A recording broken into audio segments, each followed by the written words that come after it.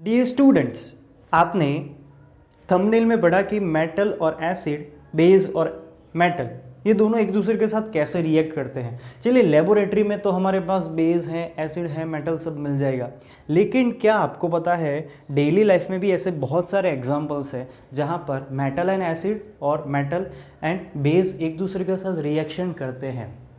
Procedure वही है, result भी वही मिलेगा, लेकिन हमें ये भी जानना ज़रूरी है कि हमारी डेली लाइफ में भी क्या ऐसा एग्जांपल्स है। Yes, in this video we are going to see that. Let us first know that कि हमारे स्टमक के अंदर आपको पता है कि हाइड्रोक्लोरिक एसिड प्रोड्यूस होता है, सो दैट इज़ एसिड। अब हम जो खाना खाते हैं, मेटल कहाँ से आएगा? हम जो खाना खाते हैं उसमें से, जैसे हमने नट्स खा लिए, सीड्स कुछ ऐसे हैं, देन स्पीनच है, कैबेज है, ये सारी जो एक ग्रीन वेजिटेबल्स रहती है, देन जो बनाना है, देन हमारा जो नमक सोडियम क्लोराइड जहाँ से हमें सोडियम मिलता है, केले में से हमें पोटेशियम मिलता है, मैग्नीशियम मिलता है, ग्रीन वेजिटेबल्स में से, नट्स में से मैग्नीशियम मिलता है, तो ये सारे मेटल्स हैं। तो एक रिएक्शन तो ये हो गया कि मेटल्स एंड एसिड कैसे रिएक्ट करेंगे हमारे स्टमक के अंदर, right. Second example, base and metal. अब बेस कहाँ से आएगा? ऑब्वियसली फूड में से आएगा। ये जो आपको पिक्चर में दिख रहा है ना, this are the 7 most alkaline foods. Alkaline का मतलब होता है ऐसा बेस जो वाटर में डिजॉल्व हो सके, जो मैंने प्रीवियस लेसन में आपको बताया था। यानी कि जैसे ब्रोकोली है, कैबेज है, रेड चिली है, ये सारे बहुत ही अच्छे बेस के एग्जाम्पल्स है। और एक चीज़, आप जो टूथपेस्ट यूज़ करते हो दैट इज़ ऑल्सो बेस। ये बेस मेटल्स हमारी बॉडी में, आपके जो टीथ इनामल है ना, राइट, आपके जो ऊपर का कवर है टीथ के ऊपर का, वो बना होता है कैल्शियम फॉस्फेट से। तो calcium is another metal, right. So this are the examples of metal plus acid and metal plus base. चलो, ये तो हमारी बॉडी के अंदर के हो गए, बट एवरीडे लाइफ में आउट ऑफ अवर, और you can say in environment में क्या होगा कि चलो जितने भी आयन पार्टिकल्स है, रेलवे है, ब्रिजेस है, वहाँ पे आयन्स का यूज़ होता है, स्टील का यूज़ होता है, राइट। तो एसिड रेन हुई, राइट, तो एसिड और मेटल ये भी एक रिएक्शन हो गया, right. So this are the examples of acid plus metal and base plus metal in everyday life. हम लैब्स में तो देखने ही वाले हैं, ठीक है। तो इस वीडियो के अंदर हम ये समझने वाले हैं कि एसिड और बेस मेटल के साथ रिएक्शन करके क्या प्रोड्यूस करते हैं। हर एक केस में रिजल्ट सेम ही मिलने वाला है, अगर रिएक्शन हमारी बॉडी के अंदर एवरीडे लाइफ में होता है तो भी, और लेबोरेटरी में होता है तो भी, right. So this is Beyond Books Education, chapter number 2 का पार्ट 2 है acid, base and salt.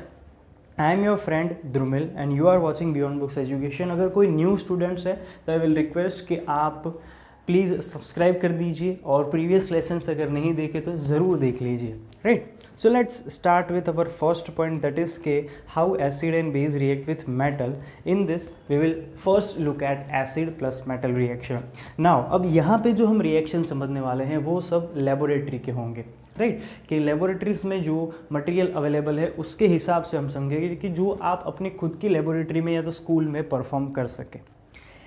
Example लेंगे हम जिंक मेटल और सल्फ्यूरिक एसिड, राइट। अब आपको ये अरेंजमेंट दिख रही है, सबसे पहले इस अरेंजमेंट में ध्यान दीजिए। यहाँ पे हमने क्या किया है, एक टेस्ट ट्यूब के अंदर डाइल्यूट सल्फ्यूरिक एसिड का सॉल्यूशन लिया है, उस सॉल्यूशन के अंदर हमने जिंक ग्रेन्यूल्स को रखा है, एक डिलीवरी ट्यूब को एडजस्ट किया है कॉर्क के थ्रू, एक बीकर के अंदर या तो कोई एक कंटेनर के अंदर आप सोप सॉल्यूशन ले लीजिए, और एक डिलीवरी ट्यूब को ऐसे एडजस्ट करना है, और साथ ही साथ आपको एक बर्निंग कैंडल भी साथ में चाहिए होगी टू आइडेंटिफाई के रिजल्ट मिल रहा है या नहीं, रिएक्शन हो रहा है या नहीं। अब एक्चुअली इस प्रोसेस के अंदर होता क्या है कि whenever zinc granules react with dilute sulphuric acid. अब आपके लिए यहाँ पे एक क्वेश्चन होता है कि क्या आपको पता है कि डाइल्यूट और कॉन्सेंट्रेटेड एसिड या dilute base and concentrated base के बीच में डिफरेंस क्या है? शायद आपने अर्लियर क्लास में पढ़ा होगा, और आई थिंक कि आपको आना ही चाहिए। अगर आपको आता है तो मुझे ज़रूर कमेंट में बताइए। अब जब ये मेटल और एसिड रिएक्ट करते हैं तो होता क्या है कि ये जो डिलीवरी ट्यूब है ना, वहाँ से एक गैस रिलीज़ होता है, राइट। अब वो चेक करने के लिए हमको क्या करना पड़ेगा, एक बर्निंग कैंडल को उस ट्यूब के पास लेके जाना पड़ेगा। अगर वो कैंडल एक पॉप साउंड के साथ बर्न होती है तो यू हैव टू अंडरस्टैंड, आपको समझना होगा कि ये जो गैस है, राइट, ये कौन सी गैस है? Hydrogen gas. अब ये हाइड्रोजन गैस कहाँ से आई? आपको पता है सल्फ्यूरिक एसिड का ये जो फॉर्मूला है वो क्या है? H2SO4। तो ऑब्वियसली हाइड्रोजन वहीं से आया होगा। अब हुआ क्या यहाँ पे कि जो मेटल है हमारे जिंक, आपने रिएक्टिविटी सीरीज देखी होगी तो पता होगा कि जिंक हाइड्रोजन से ज़्यादा रिएक्टिव है, राइट। तो जिंक क्या कर रहा है कि H2SO4 में से H2 यानी कि हाइड्रोजन को डिस्प्लेस करता है, राइट। तो हाइड्रोजन डिस्प्लेस हो गया। अब डिस्प्लेस हुआ तो ऑब्वियसली कॉम्बिनेशन भी वहाँ पे होगा, किसका, तो कि जिंक एंड सल्फेट का, राइट। अब यहाँ पे इक्वेशन देखिए कि H2SO4 plus zinc gives us ZnSO4 plus H2, यानी कि जिंक हाइड्रोजन को डिस्प्लेस करके सल्फेट के साथ मिलकर एक सल्फेट सॉल्ट बनाता है। ये टाइप ऑफ सॉल्ट है जो आगे हम पढ़ेंगे कि क्लोराइड सॉल्ट्स भी आते हैं, नाइट्रेट सॉल्ट्स भी आते हैं, देन सल्फेट सॉल्ट्स भी आते हैं। ये सब मैं डिस्कस करूँगा बाद में। अभी के लिए आपको ये जानना है कि एसिड और बेस रिएक्ट करते हैं तो हमें एज ए रिजल्ट में क्या मिला, एक सॉल्ट मिला, राइट, मेटल सॉल्ट जिसको कहते हैं। और हाइड्रोजन गैस क्या हुआ, डिस्प्लेस हो गया। क्यों, because zinc was more reactive than hydrogen. अब आपसे ये क्वेश्चन है कि मान लीजिए रिएक्टिविटी सीरीज के अंदर जो हाइड्रोजन गैस है, हाइड्रोजन गैस से नीचे वाली मेटल्स जैसे गोल्ड है, सिल्वर है, उसको मैं अगर इस H2SO4 के सॉल्यूशन में डालता हूँ तो क्या रिएक्शन मुझे देखने को मिलेगा, हाइड्रोजन डिस्प्लेस होगा, यस और नो, मुझे कमेंट में बताइए, ठीक है। तो अब हमारे लिए एक कॉमन फॉर्मूला निकल के आता है कि whenever acid react with base, acid react with metal, तो हमें एज अ प्रोडक्ट में हमें सॉल्ट मिलता है एंड हाइड्रोजन गैस रिलीज होता है। यही सेम हमारे स्टमक के अंदर भी होगा, यही सेम आउटर एनवायरनमेंट में भी होगा और यही सेम चीज़ आपके लेबोरेटरी में होगी, because characteristics of acid and metal stays remains always the same, right? Now let us talk about another acids कि दूसरे एसिड के साथ रिएक्शन होगा तो कैसे सॉल्ट बनेंगे। जैसे यहाँ पे हाइड्रोक्लोरिक एसिड है तो जिंक क्लोराइड बन रहा है, मैंने बात करी कि क्लोराइड सॉल्ट है, ठीक है। देन HNO3 जो नाइट्रिक एसिड है इसके साथ बनेगा तो जिंक नाइट्रेट बनेगा जो एक नाइट्राइड सॉल्ट है, ठीक है। फिर यहाँ पे एसिटिक एसिड लिया है तो जिंक एसिटेट बनेगा, एसिटेट सॉल्ट है। तो इस तरह के अलग अलग मेटल सॉल्ट्स बनते हैं और साथ ही साथ हाइड्रोजन गैस भी रिलीज होता है, ठीक है। अब बात करते हैं हमारे सेकंड पॉइंट, दैट इज के बेस और मेटल कैसे रिएक्ट करेंगे। अब यहाँ पे हम मेटल को कॉमन रखते हैं, सिर्फ बेस को चेंज करते हैं। क्या करते हैं कि हम बेस की एक बेस के लिए हम सोडियम हाइड्रोक्साइड, सबसे पावरफुल बेस सोडियम हाइड्रोक्साइड को लेते हैं टेस्ट ट्यूब के अंदर। सिमिलरली जिंक ग्रेन्यूल्स को अंदर डालते हैं। अब सेम प्रोसीजर है, वहाँ पे आपको डिलीवरी ट्यूब के आजू बाजू में आपको एक बर्निंग कैंडल रखनी है, ठीक है।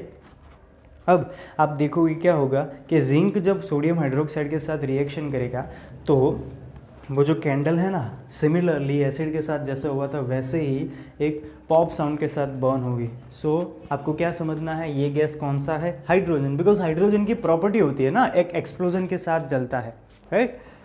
तो candle will burn with a pop sound, यानी कि यहाँ पे भी सेम चीज़ हुआ कि बेस में से मेटल ने हाइड्रोजन को डिस्प्लेस कर दिया, राइट। और जो कंपाउंड हमें मिला एज अ रिजल्ट में, यहाँ पे आपको जो Na2ZnO2 मिल रहा है ना, ये जो रेड कलर की लाइन है वो क्या है, सॉल्ट है, मेटल सॉल्ट है, राइट। तो सिमिलरली जैसे मेटल और एसिड रिएक्ट करते हैं तो हमें सॉल्ट एंड हाइड्रोजन गैस मिलता है, वैसे ही मेटल एंड बेस रिएक्ट करते हैं तो भी हमें सॉल्ट एंड हाइड्रोजन मिलता है। यहाँ पे हमने जिंक एंड NaOH को लिया हुआ है तो हमें एज ए प्रोडक्ट में सोडियम जिंकेट मिलता है, राइट। इस कंपाउंड का नाम है सोडियम जिंकेट। तो एक कॉमन फॉर्मूला हम यहाँ पे समझ लेते हैं कि व्हेनेवर एसिड और बेस, ध्यान से सुनिएगा दोस्तों, व्हेनेवर एसिड और base react with metal will produce salt and displace the hydrogen gas. Clear? अगर आपको कोई क्वेश्चंस है तो मुझे कमेंट में बताइए, ठीक है। वीडियो को देखने के लिए आपका बहुत बहुत शुक्रिया, थैंक यू सो मच। आप हमें इंस्टाग्राम पे, टिकटॉक दोनों पे फॉलो कर सकते हैं और टिकटॉक पे ज़रूर फॉलो कीजिएगा दोस्तों, क्योंकि यहाँ पे हम NCERT के और साथ ही साथ बहुत ही ऐसे रेफरेंस बुक में से ऐसे क्वेश्चंस हम सॉल्व करवाते हैं कि आपके काम में आएंगे, आपकी नॉलेज को बढ़ावा देंगे। तो ज़रूर टिकटॉक पे फॉलो कीजिएगा। चलिए फिर मिलते हैं नेक्स्ट वीडियो में।